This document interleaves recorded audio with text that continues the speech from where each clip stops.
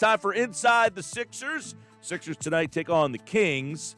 And Yaron Weitzman is our Inside the Sixers guest today. He's the author of the book, Tanking to the Top. We talked to Yaron way back in, I guess it was March or April, sometime around then, when there was a pandemic going on and the Sixers did not look so good. But how things have changed, and we're going to dive into why things have changed. Yaron joins us now, has a great article up, 538.com, that really takes a deep dive into why Joel Embiid's game has changed so much here. But Yaron, welcome back, man. How you been?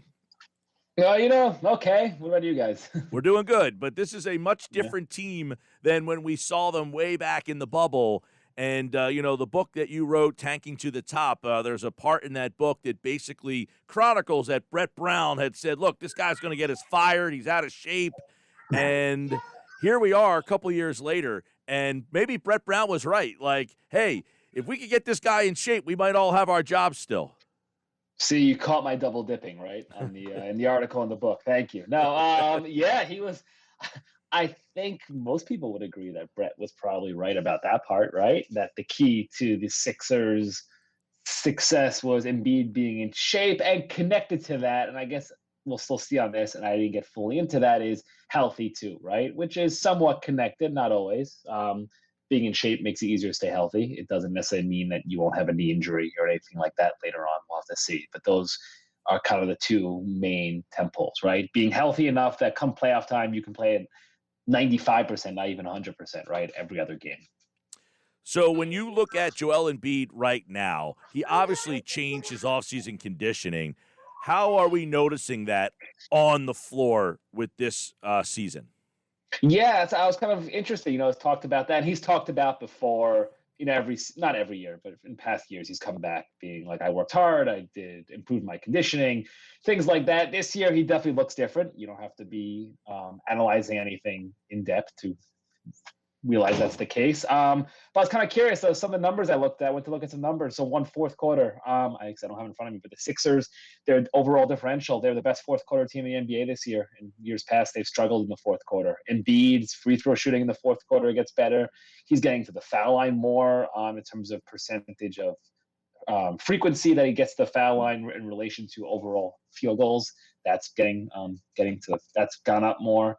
His foul rate has plummeted. The amount of fouls he's committing per game. That's a major sign of, if you're out of shape, you're going to be lunging more, grabbing out of position, things like that. All these little signs that point to a player who is in much better shape and is playing the best basketball of his career. One thing that really shooting also, I'm going to add, I'm cutting out, sorry, shooting no, also, okay. Right? If you should, I'm sorry, shooting that if you're playing well, your legs are underneath you. That's a big part of it too. Yeah, one thing that really stood out to me in the article was the posture. Talk a little bit about Embiid's posture becoming a focus.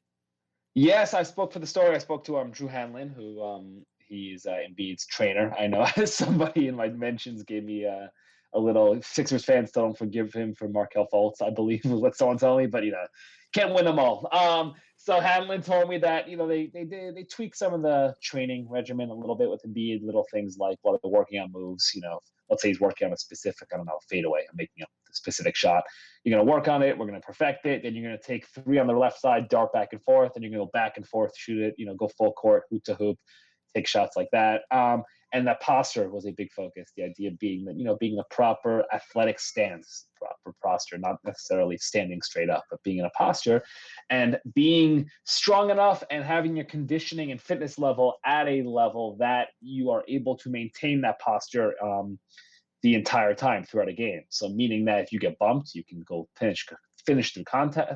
You can rise up quicker. You can drive around guys. Anyone, if you think about it, if you played sports or even if not, right, just being in that athletic stance and being able to not be so tired where you have to stand up and tug at your shorts, but being in that stance that allows you to then excel. That allows a player like Joel Embiid to take advantage of all his incredible skills. Yaron, why now? Did people have this perception that Brett Brown and the Sixers maybe weren't tough enough on him? They didn't make him do this. Did Doc Rivers come in and say, you're going to do this? Or was this just a life decision by Joel, the person, the player? I think the latter. So, the why now part, I can only guess, right? not only like I don't get to talk to Joel, and I asked him a question about this stuff in a press conference recently. He sort of downplayed it. I think his quote was, "You guys all make a big deal about me being in shape. I'm the same player." He doesn't like harping on this stuff, though he's clearly, even he's saying that after having said, in previous press conferences this year, no, I dedicated myself in a different way this summer. So there's clearly, it's something he doesn't like to harp on and he doesn't want people to say, oh, he finally got in shape, and that's the big difference. And I get it. Why now? I don't know. I mean, the fatherhood thing he's talked about a lot, how that's changed him. I'm a father also. I guess I could see it. It was a loss last year to the getting swept. I do not think it was. I feel fairly certain that it was not like Doc Rivers saying, do this. This happened in the offseason before. I don't know how much interaction he had with Doc Rivers then, right? I mean, I'm sure they discussed a little bit, but typical offseason, I don't know how much interaction there would be, and especially one like this, right, where they're not like getting together for breakfast or anything. They're not allowed to discuss things. So, yeah, this was just a personal decision. And the why, we can just all guess about that stuff. I just wonder if Jimmy Butler had a little bit of a mentality switch for him. When you play with someone like Jimmy, they had a good relationship. He moves on, and then the next season, Joel Embiid kind of has a similar mentality, like I'm a dog. I just wonder if you can tie that together and say maybe he learned a lot from Jimmy Butler's approach to the game. It could be, and I believe I'm saying, so like Joel's not giving me in-depth answers. I think he did that profile with Ramona Shelburne. I believe he mentioned Jimmy Butler a little bit, the relationship, and being in touch with them, with Jimmy a little bit there, and that having an effect on him. So I'm guessing the answer would be like piling up a few things, right? Just stacking a bunch of things on top of each other, and just something clicking. And again, but this happens sometimes. It feels like he's been around forever, and he's been around for it's 7th year in the NBA, I think, if that's the correct number. But what is it, year 4, basically, in terms of seasons or whatever? The career is not as long as it feels sometimes. So sometimes, as it feels to us. So sometimes it could take a little bit. Well, and this has been a constant, topic here because, like you said, he feels like he's been here for so long, but really he hasn't played that many seasons because he missed the 2 full seasons. But the way that they acquired him made people want to rush the success rate, if you will. Hey, because they lost to get him, they demanded quicker results. And it's like, look, sometimes it takes a guy to go 24, 25, lose a couple series, have some setbacks. I feel like he's at an age and a level where it looks and feels like he's finally mature enough to maybe get past some of those things that brought this team down in the past.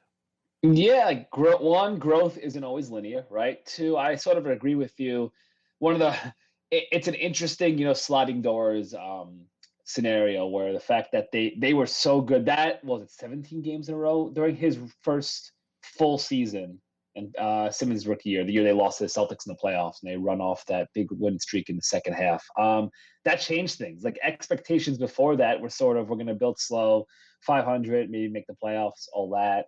And then suddenly they go on a winning streak, and they win the first round of playoffs. They beat the Heat, and it's like, oh, let's beat them. And LeBron James, if you remember, the Cavaliers were struggling, and the Celtics were injured, and it's like, oh, let's take advantage of Sixers. They're their best team in the Eastern Conference. They can make the finals, and that altered expectations for sure. The other part is, like you said, I think we're seeing a combination of a guy. He's changed his skills. He's gotten better, right? I don't want to ignore that part. He's refined his skills. Like his shooting is incredible right now. The roster is built around him in a way that makes more sense. I don't want to underestimate that as well, right? They've flooded the floor with shooters, understanding that that's the best method to maximizing a player like Embiid. So you have all these different things coming together. Yeah, there's no question that the roster configuration last year was not conducive to get the best out of Joel Embiid. I think we all kind of watched that. This is, but, it seems that his game has just gone to another level, even, irregardless of the fact that he's got the spacing. It's just that he just seems to be a more willing, confident, and almost just has a different swagger to him. Like, it was almost as if Doc Rivers, and maybe this could have been something that Brett could have done better, said, you're going to be our guy. Whereas in the past, maybe he wasn't sure. Is it me? Is it Ben? Is it Jimmy Butler? It seems like they maybe told him, you're the guy. Also, last year was his first, it was a real failure for the first time, right? So he comes in, they have that year, the Celtics season. This season they lose to the Celtics in 5. That was disappointing. But that season, I think Sixers fans would agree, right? Like that was a season where you were just excited to be in that situation. That was fun. The next year, the Raptors series, he had some injuries down the stretch. It was heartbreaking. Didn't feel like failure, right? It felt like maybe a missed opportunity. It didn't feel like failure. Last year felt like failure, and that could also change you a bit as well. Yeah, and obviously some other things around them. When you look at this team, Yaron, how much more equipped do you feel this team is? Because last year, this was a 6 seed. The year before, they won a lot of games. But right now, they're the 1 seed. Do you view this team on the same level as Milwaukee, Brooklyn, Boston? I mean, Miami's having all sorts of problems, but they're the defending Eastern Conference champion. Do you look at Philly on the same level, or maybe are they a notch below? Yes and yes, right? No, so I think the answer is you have to view them on the same level. There's no arguing that, right? And Joel Embiid's been if he's not the MVP, if you don't want to say he's the MVP so far of the season, he's up there, right? He's in that conversation and best player in the Eastern Conference type thing. If you have a guy like that playing at this level, you're in the conversation, and no other team in the East has separated themselves too. That's the other part of this, right? Milwaukee has struggled a little bit. Part of that is because I think they're smartly looking at the regular season in a different way and trying some different kind of things as opposed to chasing wins, which they've done in the past. Brooklyn, obviously, I think most everyone would agree is the highest ceiling of any of these teams. I don't think that's like a hot take if you have those 3 guys together. But obviously, things haven't clicked yet. It's going to be hard to move together. Will they play defense? So I still wonder about the Sixers' ability in second round, third round of the playoffs to generate enough offense in the half court. It's going to be the same boring classic question, and we'll have to see. Playoff defenses are going to swarm you. They're going to play differently. Most of the time in recent history, you need a guard, like the Jimmy Butler type, right? You need a ball handler, a perimeter guy to create your offense. It's just really, really hard for a big man to do it from the post. Embiid has done a lot, and the Sixers have seemingly made a point of giving the ball to Embiid on the perimeter more and having him almost run like a point center sometimes, type thing sometimes, and things like that. That could be a counter to it. I just wonder about that. But like to say that they're not in the conversation with those teams, I mean, of course they are. If you ask me to pick now, I still have like the Nets over them, things like that. But I mean, that's just, and also with COVID and all this stuff, who the hell knows with any of this, right? So. If you are Daryl Morey, what type of addition do you make next? They're very vocal about the backup 4, maybe a primary ball handler, like you mentioned, that maybe pushes Shake Milton in a different role. But if you are Daryl Morey, what would you do next? That's a good question. I think I don't know who, but a couple things. One, it became very clear that Ben Simmons is on the table, right? They want to say no. I mean, I think it was very obvious they were willing to trade him for James Harden. I think that's fair to say. Does that mean that that always comes back to a Bradley Beal conversation at some point now, right? And what do you do with that situation? And would he is he to the level of a guy that they would trade Simmons for, or is it just that Daryl Morey, there's not a player in the NBA who Daryl Morey values more than James Harden, so therefore that was the guy he was willing to give up Simmons for that guy. We'll have to see. That would be interesting to me. The other part is, can you find some way on the periphery so you do second round picks or maxi? I'm making guys up here, right? Guys along the edges who are not gonna Tybal, who if you give them up for a guy who can generate some more half-court offense, two-way player or someone who can really generate, you can give the ball to in half-court and you can run pick and roll with him and he can create. Is there a guy like that? I don't know off the top of my head who that would be, but I'm guessing that's the kind of thing they'd be looking at. All right, Sixers tonight, they take on the Kings. This one should be fun. The Kings play Zippo defense. I think us 3 could score 10. Just 10? You're only giving me 10? Well, I mean, 10 each. That's 30, 10 for you, 10 for Yaron, 10 for me. I'll start banging a couple triples out there. Their defense is so bad. Watch it tonight. Listen to it right here on 97.3 ESPN. Yaron Weitzman, author of the book, Tanking to the Top. Check out his article at 538.com on Joel Embiid's changes. It goes really in depth on the success and changes from Joel. It's a great article. Check it out. And he's been our guest for today's Inside the Sixers. Yaron, good to see you, man. Thanks, guys. Appreciate it. Good seeing you. And he, like all guests, appeared via the Boardwalk Honda hotline.